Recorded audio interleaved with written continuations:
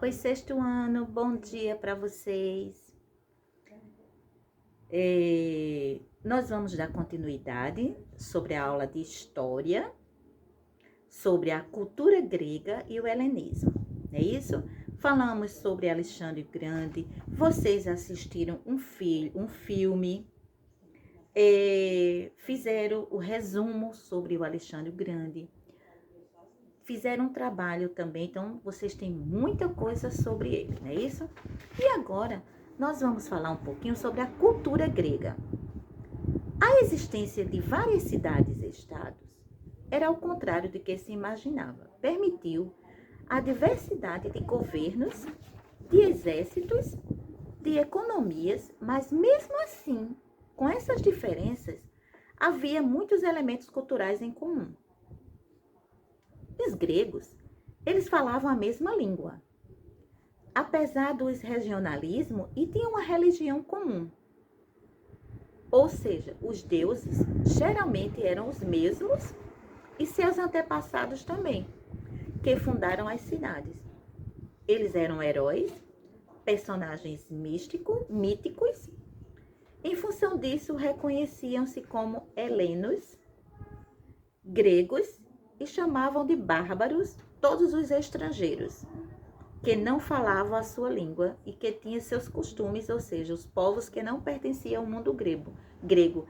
Então, por exemplo, se eu fosse para lá, para a Grécia, não é isso? Então eu era uma bárbara. Por quê? Porque eu não falava a língua grega, nem tampouco a cultura deles, certo?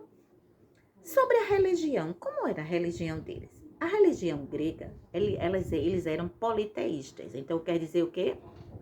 Tinha vários deuses. Os deuses gregos eram antropomórficos e possuíam os mesmos defeitos e virtudes dos homens. O que diferenciava o deus grego de um homem comum era a sua imortalidade. Então, o deus, ele era imortal.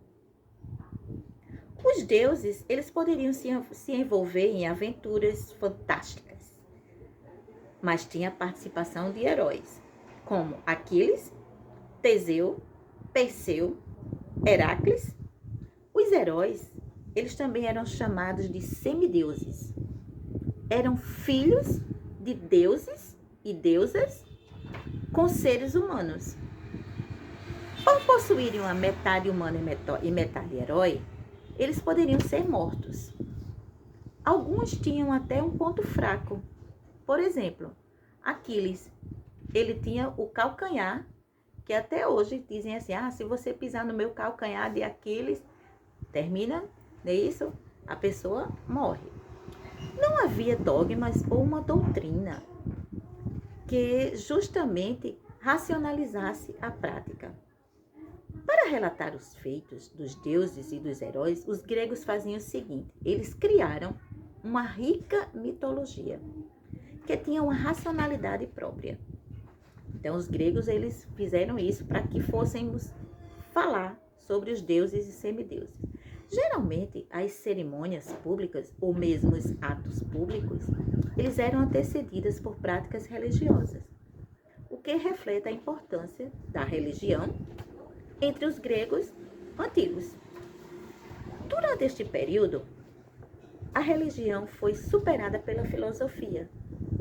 A razão passou a imperar e os mitos foram aos poucos deixando de influenciar a vida cotidiana dos gregos.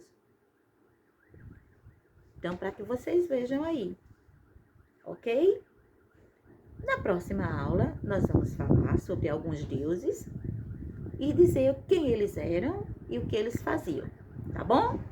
Tchau, tchau para vocês, sexto ano!